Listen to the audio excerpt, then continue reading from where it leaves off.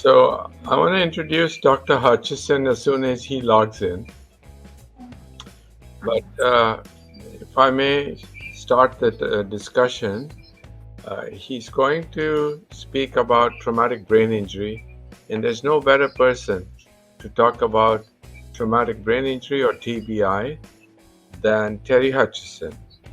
He's been in practice and he is taking care of children in the Central Valley. This is the part of California that lies between Los Angeles and San Francisco. And there are very few health facilities. He's the main the main place where children who are injured will go for treatment. He is an engineer, he's a pediatrician, he's a child neurologist, he is a geneticist, and finally, he's a rehab specialist. And his personal life is testimony to his dedication towards this. His own son was injured and had a severe traumatic brain injury, and that got him interested in this field.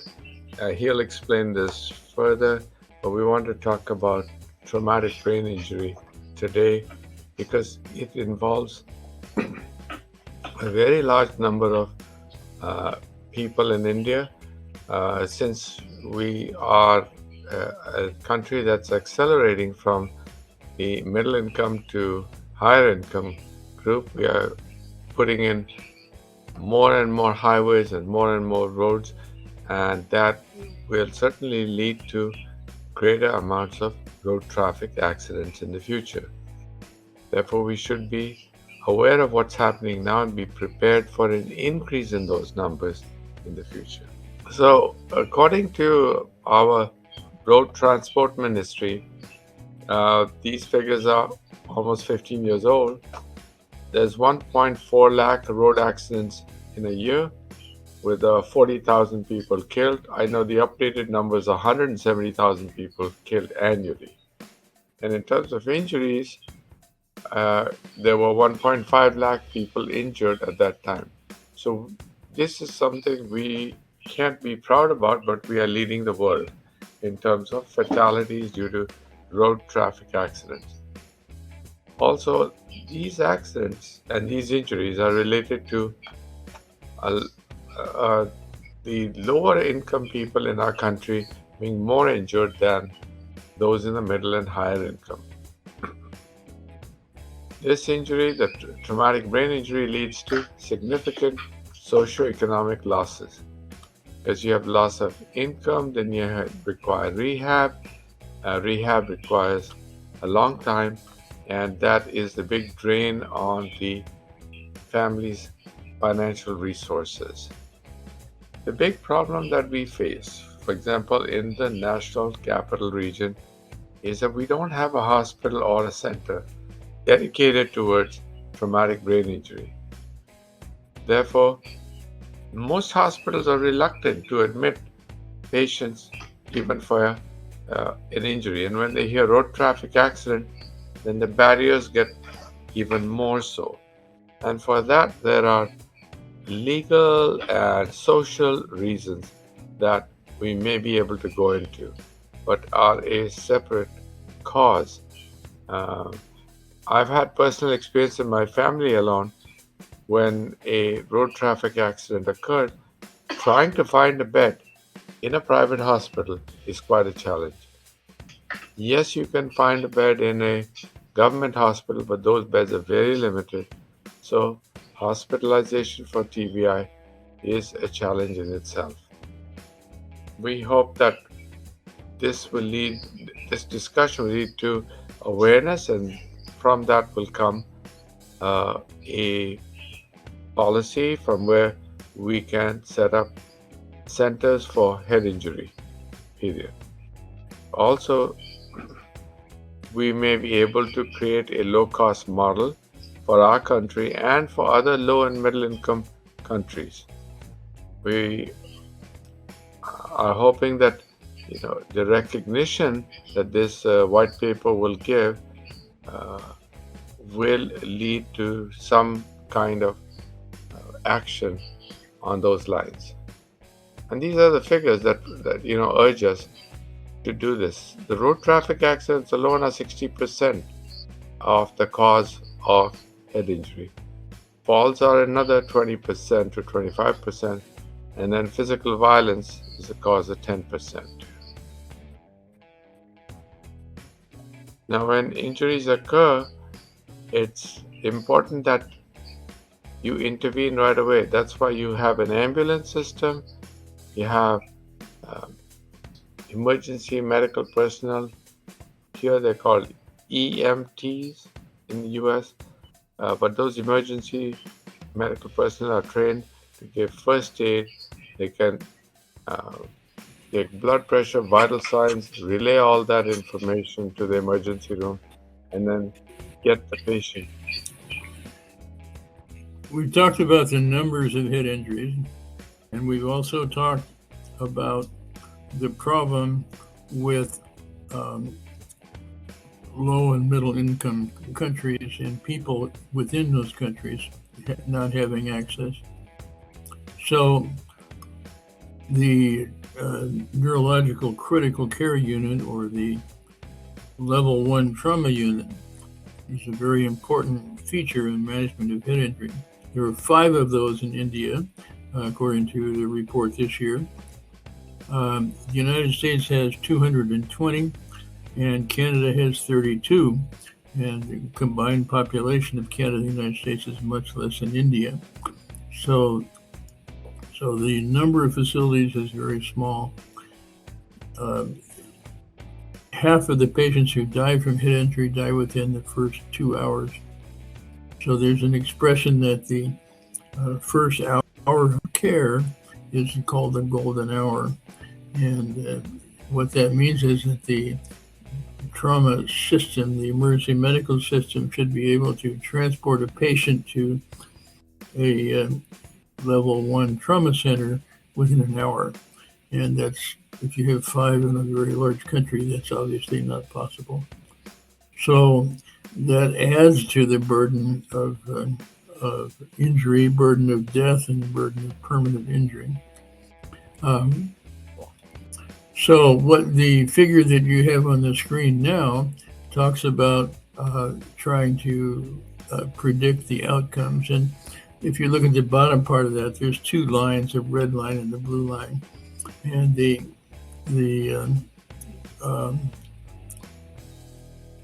blue line is the number of patients who died, and the red line is the patients who have a good outcome. And so what you can see is that the patients with the lowest Glasgow coma score, those in the deepest coma, often don't do well. But that's a very crude look, and I'll explain more about that in a minute. So if you can go down to the next figure, where we're looking at the Glasgow outcome scale. Just keep going down. Okay, so these lines are important, and they show 6 levels of the Glasgow outcome scale, and the top 3 are good outcome and moderately good outcome, where there's some potential for returning to work. And what you can see is over 4 years that the percentage of patients who are returning to at least to where they have some potential for employment is continuing to increase. Now, these are patients who are getting good rehabilitation services. This particular study was done in Braintree, which is a big unit in the United States for rehab. So there's another figure in this paper that talks about the steps of rehab. Rehab should begin in the field, and then it continues with each stage of treatment as time goes on. What often happens is that there's some interruption of care, and particularly rehab care. And when that happens, the patients often don't make any further progress. So the administrators look at those numbers and say, well, these patients didn't do well anyway, therefore there's no reason to, we're not hurting them by not providing services. But if you look at these numbers, that's absolutely not true. These patients continue to make progress, and I'm talking about good outcomes, and even to the point where there's some, at the lowest level, there's still some potential for returning to school or employment. And you can see that continues to increase over 4 years. So if you interrupt the services and stop providing rehab, the patients don't progress. They're left with a lower level of care, a lower level of recovery, and requiring a great deal more care. So the bottom line is that we have to continue to provide care.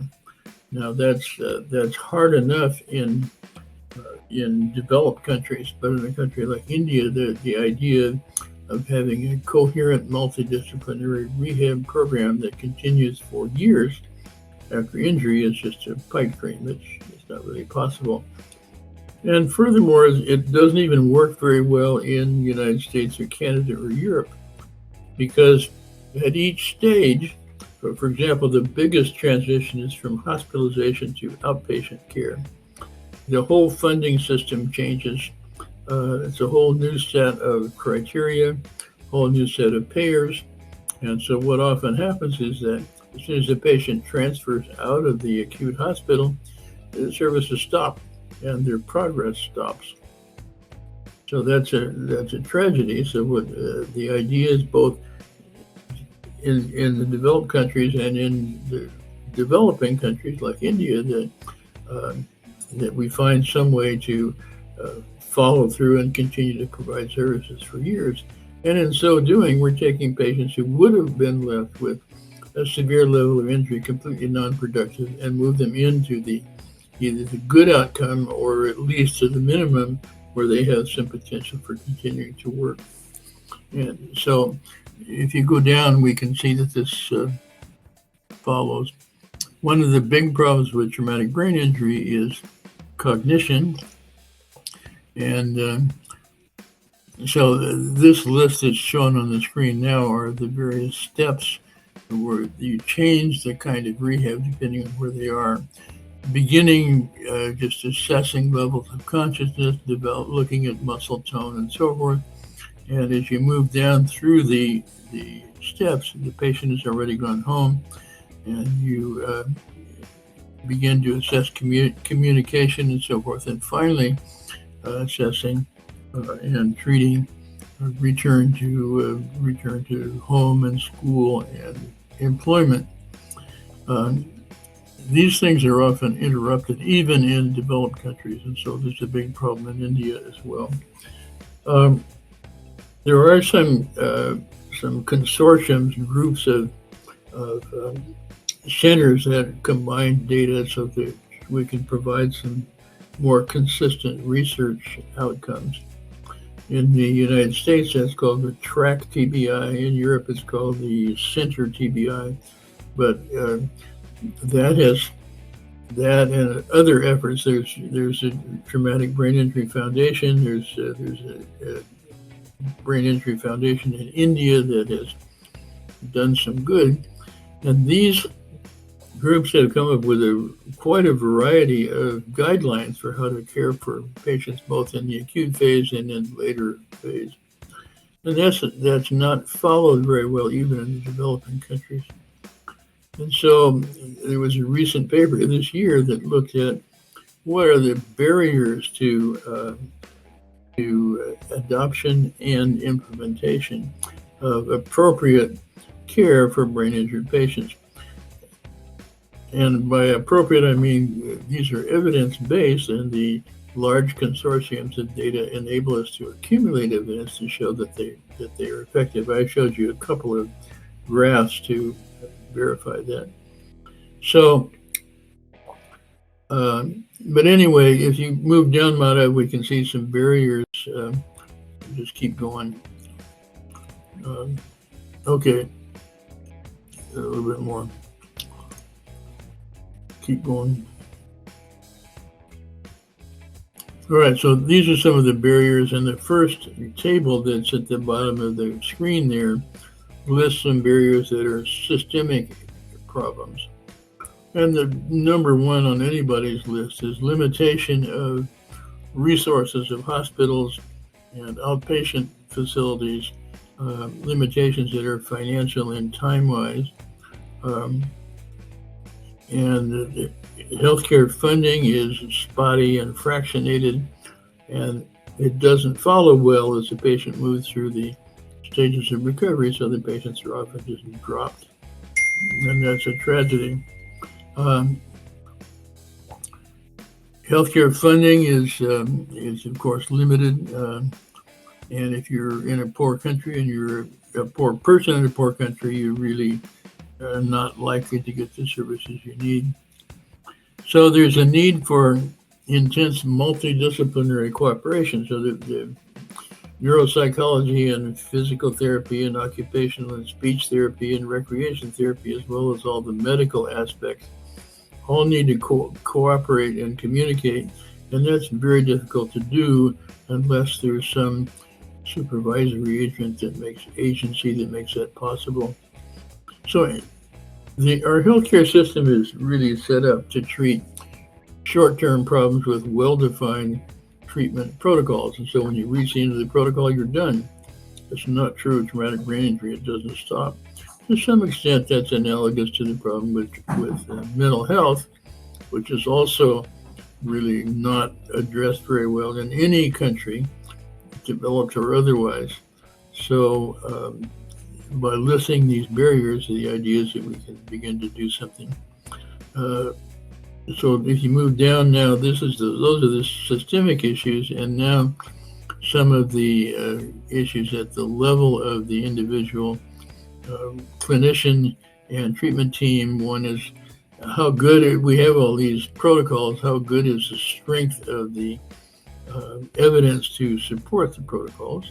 Another question is these protocols are often complex, and implementing them requires some degree of complexity, and they change. So what's true one year may not be true the next year. There's limited resources. Again, there's variability of patients, of their severity, and also their particular clinical symptoms, which traumatic brain injury is not a uniform problem. There's people that have different aspects of that. Also, there's injuries that are often sustained in multiple trauma that are not necessarily classical traumatic brain injury. For example, spinal cord injury is a special problem all of its own, as well as other kinds of polytrauma, fractures and liver damage and so forth.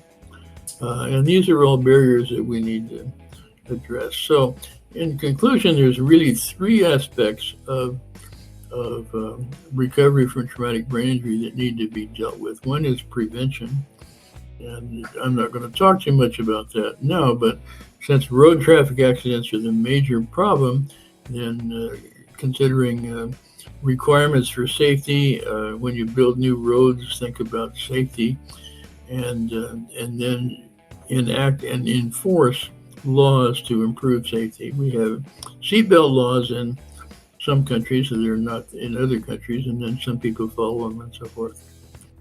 And then finally, rehabilitation, and this is very important. As mentioned above, rehabilitation should start early and continue through each of the phases of recovery. We need to pay particular attention to transitions. So we transition from ICU to the floor, we transition from the floor to subacute or to an outpatient situation.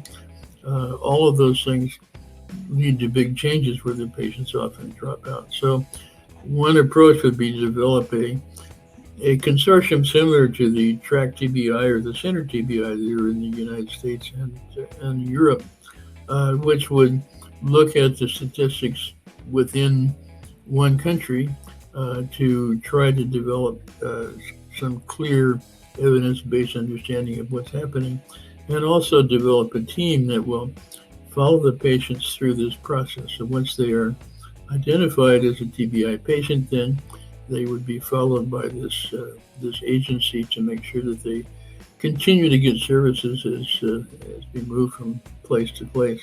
So it isn't just left to the family to try to find the services uh, or the services, the agencies themselves and funding agencies and service providers often change so that uh, the patient just gets dropped, and that's a tragedy. We need to work on that, and I think it's workable both in developed countries and in less developed countries such as India. There are worse places in the world. Some of the or sub-Saharan African countries uh, actually have higher rates of traumatic brain injury than India does. So, and maybe less services, but at least uh, India is on the track of industrialization and development and economic provision and so forth. So I think it's possible to begin that process in the country of India, as well as it is elsewhere. So that's kind of the summary of what I had to say. There's several things that I've left out. We can talk in more detail about the neuropsychological changes that come, or the cognitive changes that come with traumatic brain injury. And I've listed some hallmarks. The hallmarks that I've listed are stated in lay terms and not necessarily terms that would be understood only by a neuropsychologist. So I think they're pretty obvious, but it shows how globally affected the person may be. And even though the person is slow in thinking, communication is not perfect, memory is not perfect, and their balance and coordination may not be perfect. These people are often, it's possible for them to be hardworking, productive individuals if we help them to get in the right situation and be supported in that situation. So I think there's a lot of hope. There's a lot of work to be done. It's a big mountain to climb, but it is possible to do that. And that's what we've tried to outline in this paper. Gives us a task to do, something to work towards. And again, by forming a consortium to begin to collect data in a uniform way, to look at outcomes and compare interventions so that we end up with, as well as possible, good evidence-based suggestions and guidelines, and then some ability to both adopt and implement those guidelines. So the future is hopeful. It's not impossible. We've got a lot of work to do, and it's something that has occupied my time and interest for many years. And I think even though I'm retired from general practice, I'm still very interested in this and want to do what I can to make it work. Anyway, that's where we are. So, any other questions, Madhav? Or you want me to go back and talk about something else that I left out? Oh, that's great. You've outlined what we need to do. The work is staring at us in our face. No, I'm not hearing you, Madhav. I'm not sure what's wrong. Is your microphone? No, it's on. So I can hear you. I don't know. Can you all hear me? Yes, sir. Very pretty much. You're audible. I don't know where you went, Madhav. I can see your lips moving, but I can't hear what you're saying. Okay. Yamina, can you hear? Unfortunately, we had some communications issues with this particular fireside chat, so it's been more of a monologue than a dialogue. But I think that we've talked about the issues. And Hutch has outlined our work, saying that we need to have in India a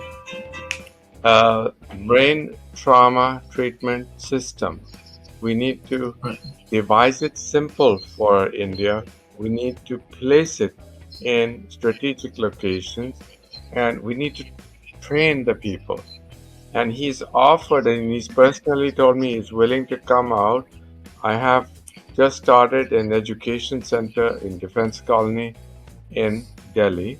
He's willing to come out, and we both will work towards creating these pediatric brain trauma system. So help us with feedback, we know what is needed. It's not rocket science. The results are excellent. Uh, Hutch has given up his entire life just doing this, and he's willing to do more. So we're just waiting for the doors to open. We'll close out now. I'll do my best. Okay. Right. Bye bye. Thank you.